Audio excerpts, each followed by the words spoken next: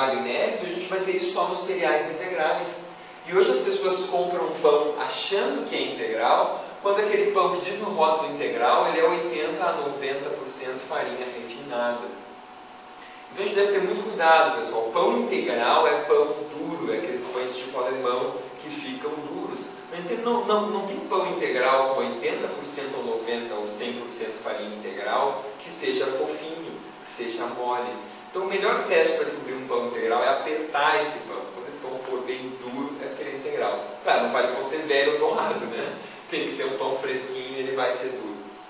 Isso, além de dar essas vitaminas do complexo B e magnésio e um pouco de zinco, vai também contribuir para quê? Para a questão do índice glicêmico que eu falava antes. Então esse carboidrato vai ser absorvido mais devagar, vai liberar menos insulina, vai engordar menos, vai ter menos efeito na pressão arterial, na questão de eclâmpsia, etc. Isso é um detalhe muito importante, porque hoje a gente tem muitas gestantes com ganho de peso excessivo e as crianças pequenas dentro da barriga. Muito comum, os médicos, os obstetras, enfim, as mulheres com 20 quilos de ganho, de 15 quilos no meio da gestação, e as crianças com 2 quilos, quando estão na metade, às vezes, ou 30% abaixo do peso que deveriam estar alcançando. Por quê? Pela resistência à insulina, pelo consumo do carboidrato refinado, pelo excesso de carboidrato, excesso de insulina. Então eles dizem, não, mãe tem que comer mais, tem que comer mais. Não, tem que comer certo. Tem que tirar toda essa insulina da circulação, tirar todo esse carboidrato, aumentar a gordura saudável, aumentar a proteína. Então isso é uma coisa básica que tem que ser feita nessas gestantes para que elas tenham saúde e tenham nutrientes no seu corpo. E quando usar carboidrato integral, de absorção lenta, que venha com vitaminas e minerais juntos. Percebe? Então são vários detalhes que tu vai ajustando na nutrição da gestante que vão fazendo a diferença e vão dando uma resposta em termos de saúde da mãe e da criança realmente muito grande. Aqui nesse nosso slide ainda, então, a gente tem o lado do ômega 6 que eu já expliquei, temos o outro lado que é o lado do ômega 3. O ômega 3 que nós comemos na linhaça, ele é essa gordura aqui em cima, é a primeira de uma cascata, chamado ácido alfa-linolênico. Ele tem que ser metabolizado no nosso corpo até gerar o EPA e depois o DHA aqui embaixo, certo? Para isso, mais uma vez, essas mesmas vitaminas são necessárias. Então a grande vantagem do peixe sobre a linhaça e as nozes é que no peixe essa gordura está pronta. O peixe ele já comeu muitas algas ao longo da vida e transformou isso nisso aqui. Então ele já tem grandes quantidades de EPA e de DHA. E as algas também têm quantidades já de EPA e DHA diferente da linhaça. Então ele também está enriquecido naturalmente com isso. A sardinha, então, como eu disse antes, é uma ótima opção como fonte de EPA e de DHA, desde que a gente não despreze aquele óleo ou aquele molho que veio junto na própria lata. Claro, se for sardinha fresca ou congelada, como já tem nos mercados hoje, mais interessante ainda. Mas a gente que gosta da lata, e se disser comer uma vez por semana pode, as pessoas vão comer, então é uma fonte de nutrientes sem dúvida interessante.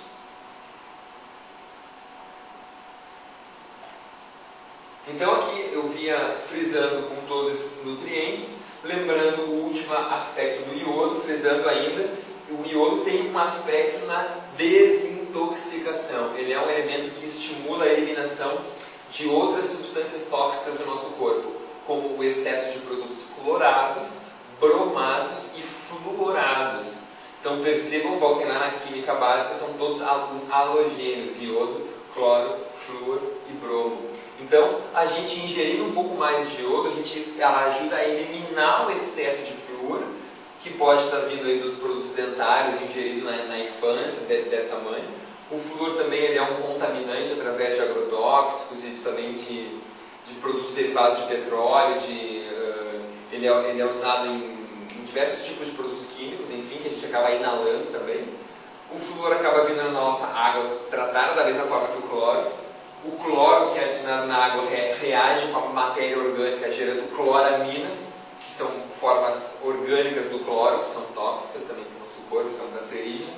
Isso já está muito bem visto no mundo inteiro, já é sabido, é um problema na nossa água. E o cloro também vem dos organoclorados, que são agrotóxicos, então isso também deve ser levado em consideração. E o bromo, a principal fonte são os bromatos, usados na panificação desde a década de 80, se não me engano, em substituição ao iodato que era usado antes. Então o bromo vem em substituição para dar leveza nas massas. E isso aí gerou problemas justamente com o iodo que ele estava substituindo.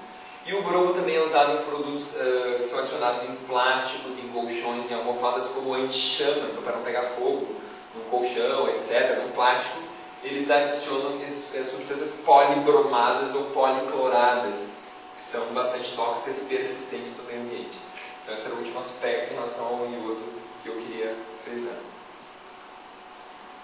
Essa pirâmide é uma pirâmide da dieta do Mediterrâneo e ela é uma das formas que nós, profissionais de saúde, podemos usar para orientar a alimentação dos pacientes e das gestantes, inclusive.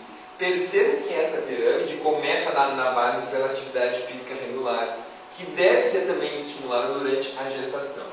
Além da atividade física regular, orientada por um profissional qualificado, nós devemos estimular o consumo dos cereais na sua forma integral, como se faz lá na região do Mediterrâneo. Devemos estimular que as pessoas consumam frutas e verduras diariamente, frutas pelo menos 3 a 4 porções por dia e verduras pelo menos um prato cheio de saladas e legumes diariamente. Temos ainda aqui os feijões e leguminosas, então feijão, lentilha, ervilha, que eu já havia comentado, que são fontes importantes de ferro. Aliás, vocês percebem aqui, talvez é difícil perceber, mas aqui tem um feijão branco na foto. Porque o feijão branco tem uma biodisponibilidade do ferro muito maior que o feijão preto. Porque justamente esse pigmento que dá a cor escura, ele acaba diminuindo a absorção desse ferro, certo?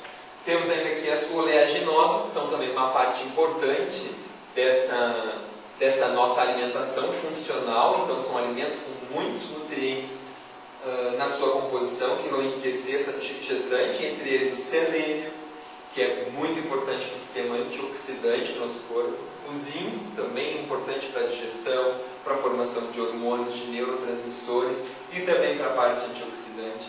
Temos uma grande quantidade de magnésio nessas sementes também, que é um outro nutriente muito importante para mais de 400 enzimas.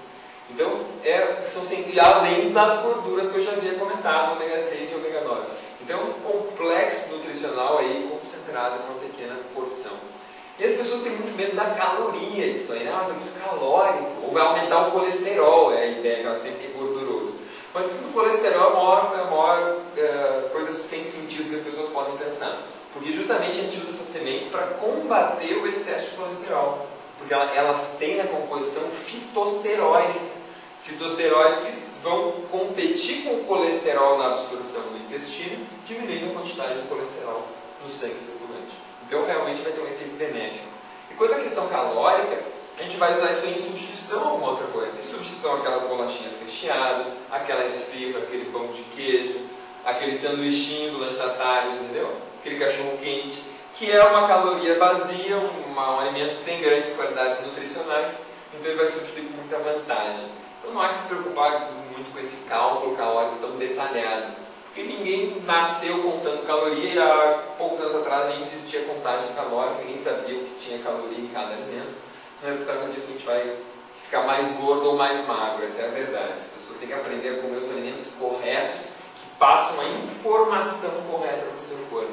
O alimento natural, verdadeiro, íntegro, que o corpo reconhece realmente como um alimento. E não essas coisas processadas, industrializadas, empacotadas que a gente come em grande quantidade hoje.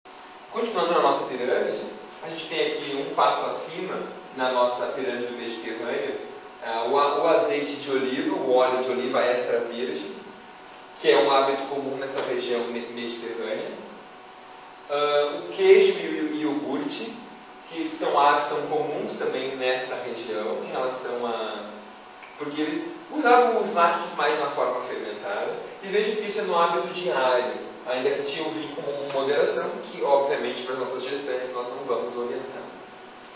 Peixe, frango, ovos e ainda doces algumas vezes por semana, e poucas vezes por mês carne vermelha. Então claro que é um hábito do Mediterrâneo. Eu não orientaria as poucas vezes por mês a carne vermelha, até porque o nosso hábito é muito intenso, e elas acabam sendo uma boa fonte de ferro.